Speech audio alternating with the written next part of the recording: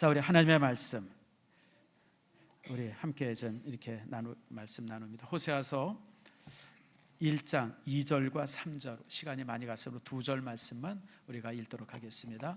호세아서 1장 2절과 3절 같이 읽습니다. 여호와께서 처음 호세아에게 말씀하실 때 여호와께서 호세아에게 이르시되 너는 가서 음란한 여자를 맞이하여 음란한 자식들을 낳으라. 이 나라가 여호와를 떠나 크게 음란함이니라 하시니, 이에 그가 가서 다블림의 딸 고멜을 맞이하였더니 고멜이 임신하여 아들을 낳으매. 아멘. 기도하겠습니다. 하나님 감사합니다. 주께서 사랑해 주셔서 주님의 교회 하나님께서 선하게 아름답게 인도되게 하심을 감사합니다. 특별히 아버지 하나님, 우리 임진혁 선교사 이렇게 또 심장 박동기를 달고 있는데 갑자기 심장이 막 빨리 뛰어서 이제 3주간 동안 거의 아무것도 하지 못하고 이제 이렇게 누워 있었다고 합니다. 하나님께서 저희의 심장을 붙들어 주시옵소서. 정상이 되게 하시고 이렇게 빨리 뛰거나 이런 일들 있지 아니하도록 주께서 선하게 붙들어 주시옵소서. 고마우신 아버지 하나님, 선교지에 사는 모든 사역들이 쉽지 않은 사역이지만 잘 견디고 이길 수 있는 저가 되도록 인도해 주시옵소서. 하나님, 우리 김백수 집사님 참 이렇게 8년 동안 열심히 투병 생활하면서 주께서 생명을 붙들어 주셨는데 이제 대장에 이제 이렇게 좋지 않은 것이 발견되어져서 이제 다음 주일에 이제 수술을 받기로 했습니다. 하나님, 피 묻은 손으로 어루만져 주시옵소서. 성령의 능력으로 어루만져 주시옵소서. 권세의 능력으로 주님께서 그 안에 있는 더러운 것들을 녹여 주시옵소서. 뿌리 뽑아 주시옵소서. 저가 정말 일어서게 하시고 아버지 하나님, 예전처럼 송아지같이 뛰는 축복 내리워 주시옵소서. 지금 이 순간 아버지 성령의 빛이, 치유의 빛이 비춰지기를 원합니다. 아버지 하나님, 그 속에 들어와서 아버지 악한 것들은 다 녹여지고 그리고 좋은 것들은 힘있게 다시 살아날 수 있도록 축복해 주시옵소서. 오늘 이 시간 말씀을 함께 나눕니다. 말씀이 우리 모두에게 힘이 되게 하시고 능력 되게 해 주시옵소서. 감사드리고 예수님의 이름으로 기도드립니다. 아멘. 자, 우리 옆 사람 한번 인사합니다. 축복합니다. 사랑합니다. 여러분, 우리 오래 사시기를 축복합니다. 여러분, 오래 살아야 돼요. 우리나라가 반만년의 역사를 가지고 있는 나라인데 반만년 동안 요즘처럼 좋았던 때가 없어요. 여러분들, 우리는 지금 최고의 시대를 살고 있어요. 아마 한국사를 전공하셨거나 한국사에서 능통하신 분들은 아시겠지만 반만년의 역사를 통해서 수없이 많이 대륙으로부터 해양으로부터 침략받았던 나라가 우리나라입니다. 그래서 누가 그러더라고요. 우리나라는 참 너무 착해서 백위민족이라서 딴 나라를 침략하지 않았다고. 여러분, 딴 나라를 우리가 평화를 사랑해서가 아니라 개뿔 아무것도 없어서 침략을 못한 겁니다. 무슨 힘이 있어요, 여러분들. 그런데 우리나라가 한 40년 전부터 살기 좋은 나라가 되어졌죠. 제가 초등학교 다닐 때만 해도요, 여러분, 5월 달만 되어지면 보릿고개 얘기 많았고요, 태풍, 홍수 얘기 엄청나게 많았어요. 실제 제가 이제 여기 행주산성 뒤쪽에 살았는데요, 한 번은 장마가 날 때 우리 집 문 앞까지 물이 들어왔어요. 한강물이 넘쳐가지고. 야, 여러분, 그 상상해 가요? 저는 어렸으니까 잉어 잡느라고 정신이 없었는데 부모님들이 얼마나 암담했겠어요. 그러던 나라가 하나님께서 우리를 이만큼 좋은 나라 되게 하셨어요. 오래 사시길 축복합니다. 여러분, 기본이 뭐냐면 따라합시다. 9988 234 99세까지 팔팔하게 살다가 2, 3일 와라 눕다가 죽으려는 거예요. 9988 234. 그래서 여러분들, 우리가 기본적으로 몇 살까지 살아야 돼요? 100살까지 살아야 돼요, 여러분들. 기본이. 그리고 이제 더 사는 축복이 여러분 속에 있기를 축복합니다. 자, 그런데 이제 우리가 참 이렇게 조금 병 때문에 우리 유승준 집사님이 이제 그전날 돌아가셨잖아요. 참 안타깝죠. 참 더 사실 수 있는데 그래도 여러분들 많은 위로가 되고 또 그럴 수 있기를 바랍니다. 우리가 신앙생활하다 보면 이처럼 황당한 일을 당할 때가 참 많습니다. 하나님께서 좀 세워주시길 바라는데, 하나님께서 붙들어 주시길 바라는데 그게 안 되어지고 그런 일들 당할 때가 우리가 얼마나 많습니까? 그럴 때마다 우리가 참 많이 고민하게 되죠. 이게 옳은 건가? 이게 맞는 건가? 이게 정말 그럴 수 있나? 참 우리가 그런 생각을 많이 해봅니다. 오늘 성경은 바로 이제 우리에게 그걸 말씀해 주고 있습니다. 뭐냐면 호세아가 이제 청년 때 하나님 앞에 부름을 받았습니다. 그런데 하나님께서 호세아를 통해 호세아에게 이제 총각인데 호세아가 이 호세아에게 뭐라 그러냐면 야 호세아야 장가 가라. 얼마나 감사해요. 장가 가려는데. 근데 장가를 가는데 내가 여자를 소개시켜 줄게. 어떤 여자냐면 창녀촌에 가서 창녀를 데려다가 결혼해라. 그리고 그 여자를 통해서 애를 낳는데 네 애 말고 남의 애를 줄줄이 낳아라. 그게 하나님의 명령이었었어요. 말이 돼야 안 돼요? 말이 안 되죠. 무슨 조폭의 두목도 아니고 어떻게 하나님께서 그런 명령을 내릴 수 있어요? 여러분 결혼이라고 하는 것은 일륜지 대사예요. 여러분들 본인도 그 결혼의 문제가 굉장히 심각한 문제고요.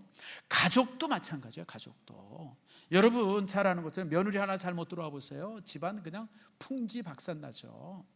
여러분 사위 잘못 들어와 보세요. 집안 그냥 뭐 꼴이 엉망이죠. 그래서 여러분들 결혼은 굉장히 신중하고 결혼은 정말 중요한 일이에요. 뭐 너무 신중하다 보니까 우리 집에는 두 놈 다 못 가고 지금 있습니다. 너무 신중해서 그래요. 그래서 제가 우리 교회 요즘에 청년들마다 내가 봐요. 우리 매놀이 될 놈이 어디 없나. 그래서 좀 쓸만한 청년이 있어가지고 야 누구 참 괜찮아 보이는데 너 한번 이렇게 연락해봐라. 요지부동이에요. 이게 도대체 용기가 없는 건지. 그래서 이것들을 그냥 쓸어다 어디다 갖다 버려야 되나. 아무튼 누구든지 신청하세요. 내가 데려가겠습니다. 그러면 내가 그냥 돈 좀 이렇게 얹혀서 줄 테니까 누구든지 신청할 사람들이 있으면 신청하길 바랍니다. 아무튼 결혼이라고 하는 것이 이처럼 중요해요. 함부로 할 수 있는 게 아니죠. 얼마나 중요하면 여러분 평생 살아야 될 사람인데 근데 그 평생 살아야 될 사람을 누구로요? 창녀를 몸 파는 사람을. 그리고 애는 어떻게 나라고요? 딴 데 가서 또 나가줘. 이게 여러분 이런 결혼이 있을 수도 없죠. 얼마나 황당한 일이에요. 그런데 2절 말씀 보세요. 하나님이 그런 명령 내렸어요. 하나님 뭔 소리예요? 저 같으면 당연히 그러죠. 하나님 이게 말이 돼요. 그럴 텐데 오늘 3절의 말씀에 보니까 이 호세아가 가서 다벨라임의 딸 고멜을 맞이하여 결혼합니다. 그리고 자식을 낳습니다. 참 저는 이 말씀을 보면서 참 많은 생각을 하게 되었어요. 참 우리의 신앙생활이 얼마나 많이 따져요. 저도 그렇고 여러분도 그렇고. 여러분이 오늘 설교를 들어도 저 설교가 맞는 설교인가 안 맞는 설교인가 아마 그런 고민들을 여러분 마음속으로 굉장히 많이 할 거예요. 그런데 여러분 하나님은요, 따라합시다. 하나님은 설명하지 않는다. 그게 특징이에요. 하나님은 설명하지 않아요. 그냥 명령하세요. 제가 4주 전에 여러분에게 그런 설교를 했어요. 왜 불교는 구구절절히 진리가 많은데 실제로 불경에는 없는 말이 없어요. 없는 말이. 우리가 쓰고 있는 일상적인 대화 속에 불교 언어들이 얼마나 많은지 몰라요, 여러분들. 뭐 다반사, 뭐 살림, 무슨 이런저런 언어들이 다 불교 언어들이거든요. 그리고 또 불교는 그냥 굉장히 깊은 철학이에요. 근데 기독교는 그런 그 논리나 그런 철학이 없어요. 그래서 저는 예전에 불교인들이랑 이렇게 가끔가다 이제 논쟁할 때가 있잖아요. 그럴 때마다 제가 항상 조금 좀 이렇게 꿀려요. 왜냐하면 나는 가지고 있는 게 확신밖에 없고 믿음밖에 없는데 그 친구들은 얼마나 논리가 정연한지 몰라요. 철학적으로. 왜 그런지 아세요? 하나님은 인간의 이해를 필요로 하지 않아요. 하나님은 명령하세요.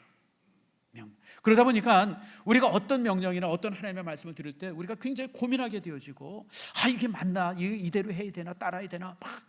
근데 오늘 보니까 호세아는 그대로 순종하고 있는 것을 봅니다. 여러분 그래서 제가 이제 성경을 쭉 다시 한번 보게 되었어요. 보니까 진짜 그래요.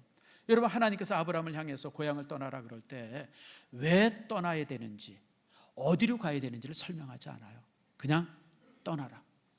그건 아브라함이 그때 나이가 몇 살이냐면요. 여러분 아브라함 나이가 몇 살이에요? 75살 아닙니까? 저보다 5살 위인데 그냥 주섬주섬 그냥 꾸려가지고 그냥 고향을 떠난 거예요. 갈대우르를 떠나서 그냥 향방을 알지 못하는데 아무튼 그냥 가려니까 그냥 갔어요. 그래서 어디로 가냐면 서쪽을 향해서 갔죠. 하란 쪽을 향해서 갔어요. 작년에 우리가 올해 우리가 성지순례 하면서 그 아브라함이 잠깐 머물었던 그 하란 땅을 가봤거든요. 근데 여러분, 그 하란 땅에 정말 놀란 곳이 그 세계 최고로 오래된 문명이 거기 남아 있어요. 괴베클레 테페라고, 혹시 여러분 들어보셨나 보네요. 괴베클레 테페는 지금부터 10,000년 전 신석기 유적이 거기 있더라고요. 나 깜짝 놀랐어요. 그게 있는지 몰랐는데 가서 보니까 그 신석기 시대는 이제 철기 문명이 없었던 시대예요. 그냥 돌만 쓰던 시대인데 그 돌로 이렇게 무슨 비석을 만들고 뭘 만들고 이래가지고 넓은데 그렇게 문명을 만든 지역, 그게 이제 괴베클레 테페인데 세계 문명의 최고 오래된 곳이 그 하란에 있더라고요. 근데 아브라함이 이제 거기에 처음 이제 기착한 곳이 바로 거기입니다. 거기에 머물다가 그리고 나중에 이제 가나안 쪽으로, 이렇게 하나님께서는 가라 그러는데 어디로 가는지, 왜 가는지, 무엇 때문에 가야 돼, 그냥 그거 설명하자. 야, 가. 그게 끝이에요. 가. 그게 끝이에요. 여호수아가 여리고 성을 점령할 때도 마찬가지입니다. 여러분, 이제 요단강을 건너서 여리고성이, 지금도 여리고성이 남아 있습니다. 지금은 이제 땅속 깊은 곳에 지금 이렇게 하도 수천 년 동안, 여리고성이 사실 가장 오래된 성이거든요. 실제 여리고성이 한 6,000년 된 성인데 그게 흔적이 지금도 남아 있습니다. 그래서 땅을 파면 이제 거기 이제 성 흔적들이 남아 있는데 그곳을 이제 공격하라라고 이제 명령을 내립니다. 여러분, 성을 공격하는 그 이제 전쟁을 뭐라 그래요? 공성전이라 그래요. 공성전.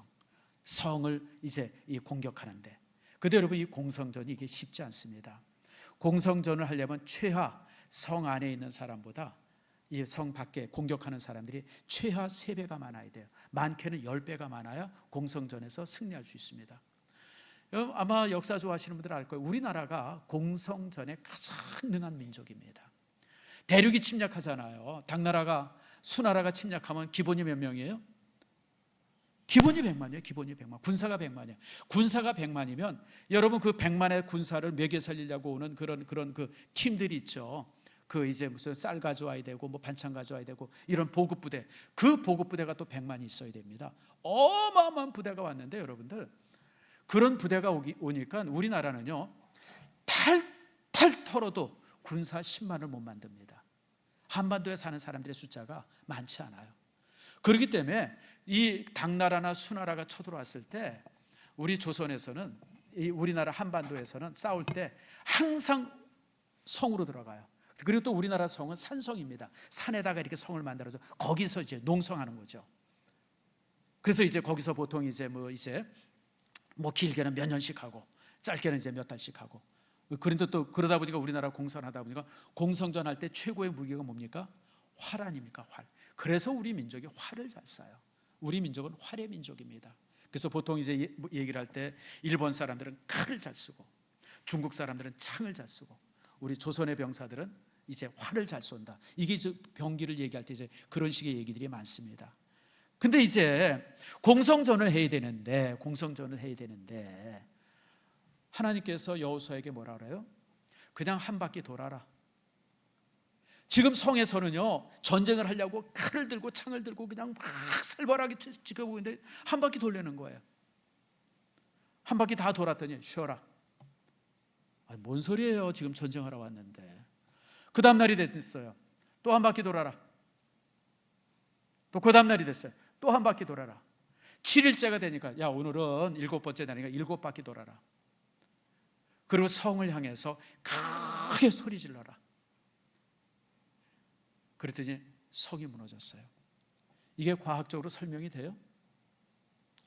제가 잘 아는 분 한 분이 있는데, 그분이 이제 예전에 제가 계룡대 6대 거기 갔더니 그분이 책을 한 권 썼더라고요. 그래서 목사님 한번 보세요. 그러고 저를 이제 책을 전해줬는데 그 여리고 성 얘기를 이제 책으로 쓰고 그랬어요. 사람들이 이렇게 삥 둘러 있다가 와 소리 지르면 그 음파 때문에 성이 무너진대나. 그래서 내가 그 책 읽다가 되게 웃었어요. 여러분, 음파 때문에 성 무너지면요, 여러분 우리 축구 시합할 때 운동장 100번도 더 무너졌을 거예요. 여러분 3만 5만씩 모여가지고 응원할 때 얼마나 크게 소리 질러요.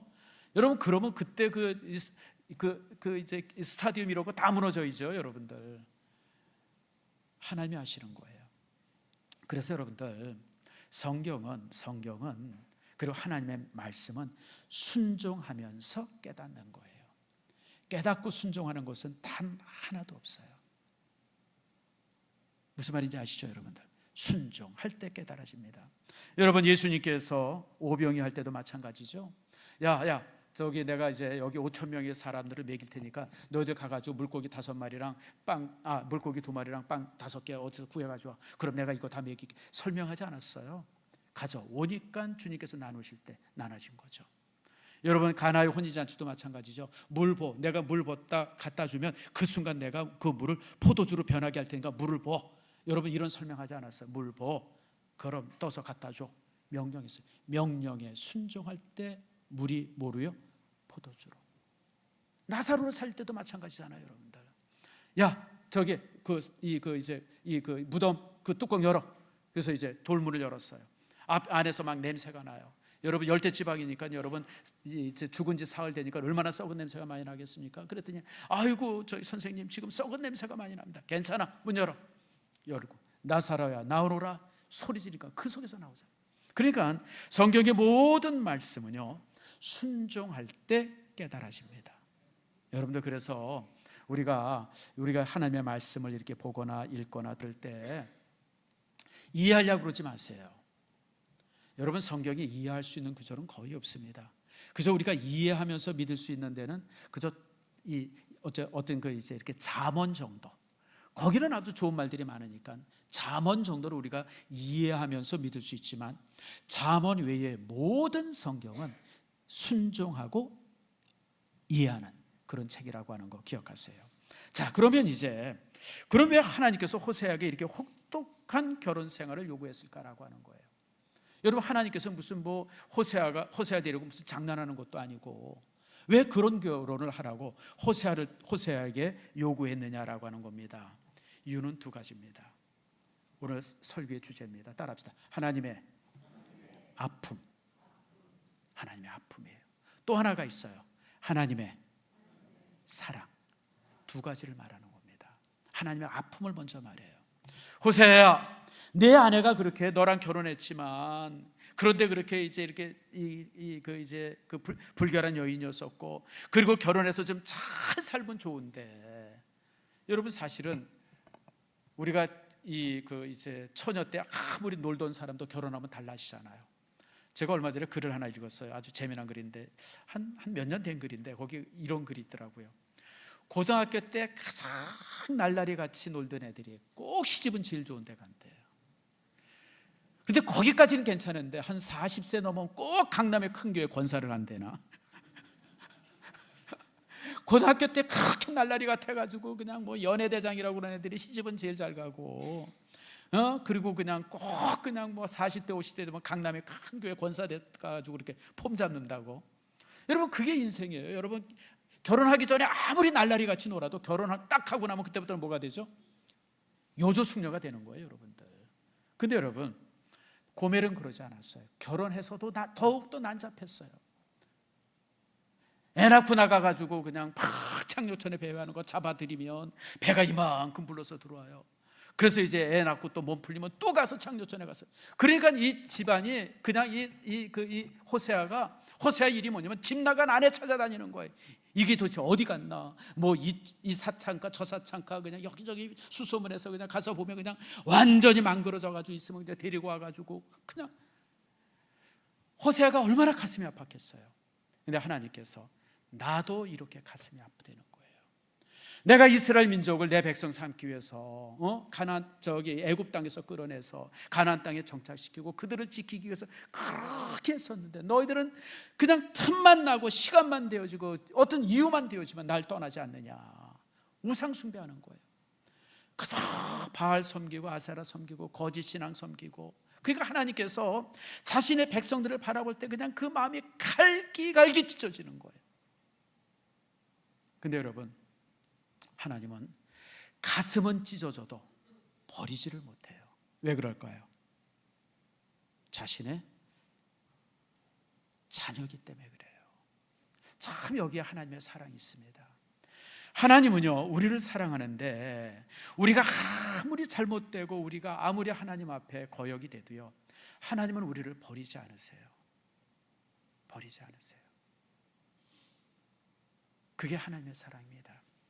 여러분, 우리는 사랑을 할 때 보통 이제 사랑받을 만한 사람들을 많이 사랑하죠. 내 배우자가 뭐 월급도 잘 갖다 주고 무슨 뭐 밥도 잘해주고 뭐 아무튼 이렇게 저렇게 잘해주니까 사랑하고, 자식들도 뭐 그러니까 사랑하고, 뭐 연애도 마찬가지예요. 근데 여러분, 솔직히 제가 얘기해, 그건 사랑이 아니고 거래예요. 거래입니다. 상대방이 내게 이만큼 주니까 나도 이만큼 주고, 이건 거래죠. 사랑은요, 사랑은 뭐가 사랑입니까? 도저히 여러분, 사랑받을 수 없는 사람을 사랑하는 게 사랑이에요. 도저히 용서할 수 없는 사람을 용서하고, 도저히 받아들일 수 없는 사람을 받아들여 주는 것, 그게 사랑이고 그게 하나님이세요. 하나님께서는 우리 사람들이, 우리 그 믿음의 사람들이 아무리 떠나고 아무리 하나님을 멀리해도 하나님은요, 우리를 여전히 사랑해 주세요. 한번 제 친구가 그런 얘기를 하더라고요. 아이고, 정 목사, 나는 제일 겁나는 게 하나 있어. 그래서 뭐가 겁나 그랬더니 치매 걸리는 게 겁난다는 거예요. 치매가 뭘 겁나? 야, 치매는 얼마나 행복한 건지 알아? 옆에 있는 사람이 힘든 거지, 나는 너무너무 행복한 거야. 제가 이제 요양센터에서 보니까요, 치매 걸린 사람은 여러분 너무너무 행복해요. 옆에 이제 이렇게 케어하는 사람들이 힘들죠. 그래서 내가 그게 뭐가 힘들어? 뭐 내가 치매 걸리면 누가 알아? 아무도 모르지. 그냥 내가 모르지. 그랬더니 야, 치매 걸린 사람 자기가 보니까 막 하나님 거절하고 하나님 부인하고 하나님이 어디 있어? 막 그러고 그런 걸 봤다는 거예요. 그래서 혹시 자기가 그렇게 될까봐 이제 이렇게 겁이 난다는 거예요. 그래서 제가 그랬어요. 야, 이 바보야. 우리가 하나님의 자녀가 되어지면 그때부터 하나님은 우리가 뭔 짓을 해도 우리를 사랑하셔. 너 자녀가 집 떠났다고 호적에서 파버리냐? 너 자녀가 뭐 네 돈 가져가서 그냥 막 허랑방탕 썼다고 그냥 너 오늘부터 내 새끼 아니야? 그럴 수 있어? 아니야.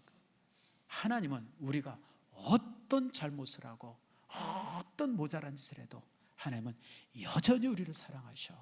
아멘 하십니까? 그런 분이 하나님이세요. 오늘 호세아가 바로 그걸 말씀하세요. 이제 그 전날 우리 유 집사님 이제 소천하셨잖아요. 아마 가족들 중에서는 막 걱정이 될 거야. 우리 남편이 6, 7년 동안 교회를 잘 안 갔는데 아이고 어떡하나. 아니에요, 여러분들. 아무 상관없어요. 제가 이미 이전에 예수님을 구주로 영접하고 하나님의 사람이 되었으면 그걸로 하나님께서 좋게 하세요. 뺀질거리고 말 안 듣고 교회 잘 안 나오고 아무 상관없어요. 너무 뜻밖이에요? 우리 다음부터 교회 오지 말아야 되겠다. 그래도 괜찮다는데. 여러분, 솔직히 얘기할게요. 괜찮아요. 우리는 행위로 구원받는 게 아니라 무엇으로요? 믿음으로 구원받는 거예요. 내가 예수 그리스도를 구주로 고백하는 그 순간 하나님께서는 나를 자신의 자녀 삼아주세요. 자신의 백성 삼아주세요. 그리고 하나님의 생명책에 내 이름을 기록해 주세요. 그러니까 우리가 예수 믿고 나서 변화되고 그러면 하나님 앞에 기쁨을 주죠. 아이고, 우리 김 집사가 아이고 안수 집사 되더니 사람이 달라졌네. 아이고, 보기 좋으네. 그럴 수 있죠. 아이고, 누가 권사 되더니 아주 달라졌네. 누가 장로 되더니 더 괜찮아졌네. 하나님의 기쁨을 주세요. 그런데 우리가 속썩일 수 있어요.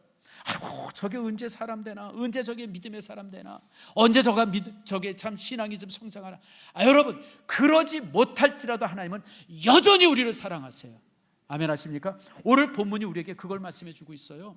고멜이 떠나도 다시 가서 데려오고, 떠나도 다시 가서 데려오고, 떠나도 다시 데리고 와요. 심지어는 자식을 낳는데 내 아들이 아닌 자식을 낳아도 여전히 자식으로 품어주고 있어요.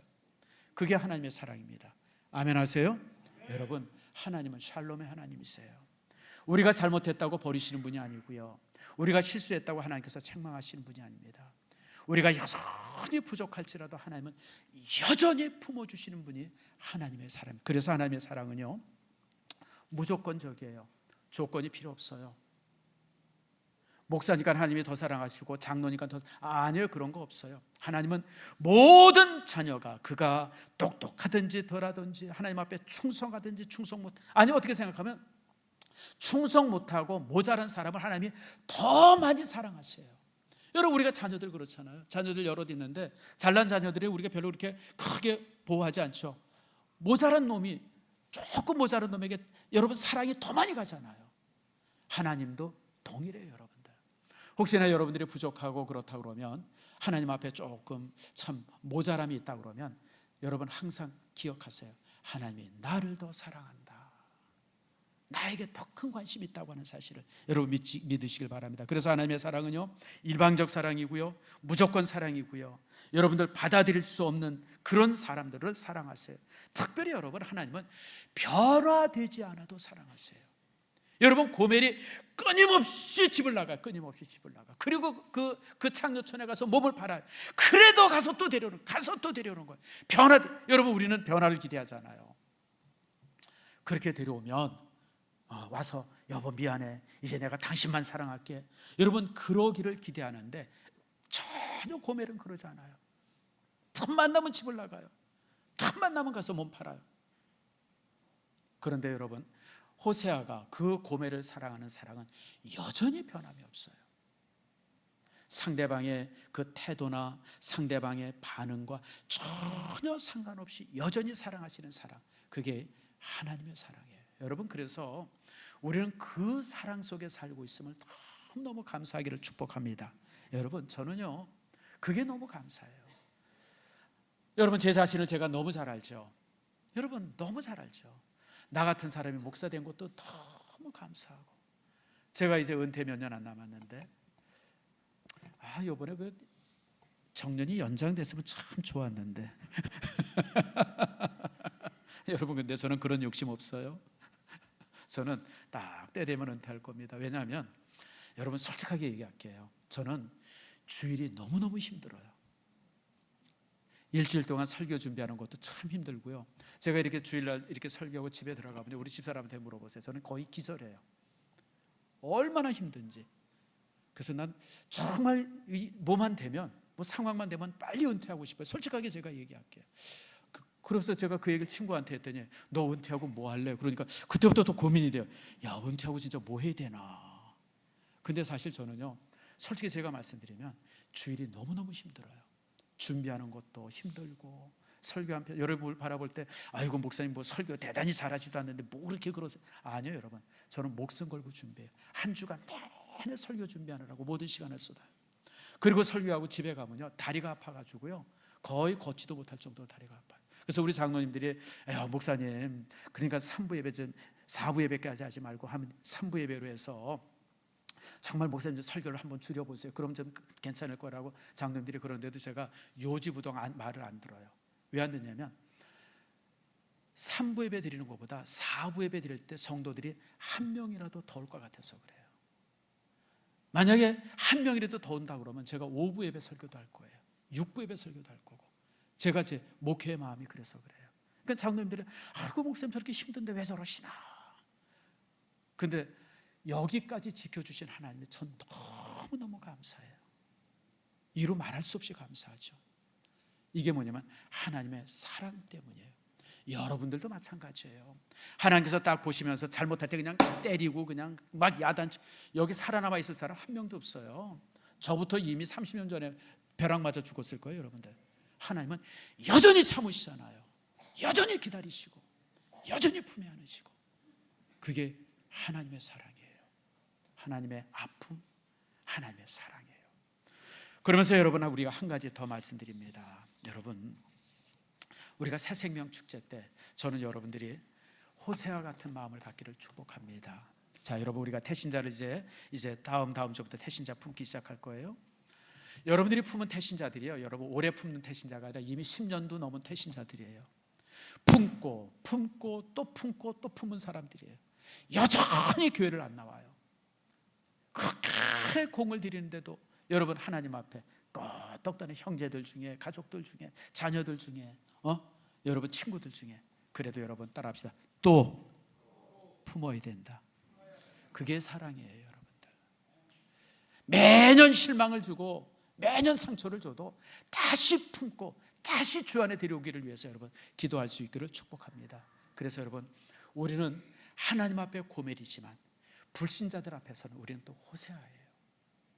여러분, 그 사람들 버려두지 마시고, 내 주변의 불신자들, 안 믿는 사람들 버려두지 마시고 가서 다시 품고 그를 위해서 다시 기도하고 하나님 전에 그를 인도하기 위해서 여러분 다시 땀 흘리는 축복이 여러분 속에 있기를 축원합니다. 그래서 여러분들, 이번 새생명 축제 때 샬롬의 하나님께서 우리의 교회뿐 아니라 우리의 가정뿐 아니라 내 주변에 있는 수많은 사람들을, 그들에게 샬롬을 줄 수 있는 축복이 있기를 축원합니다.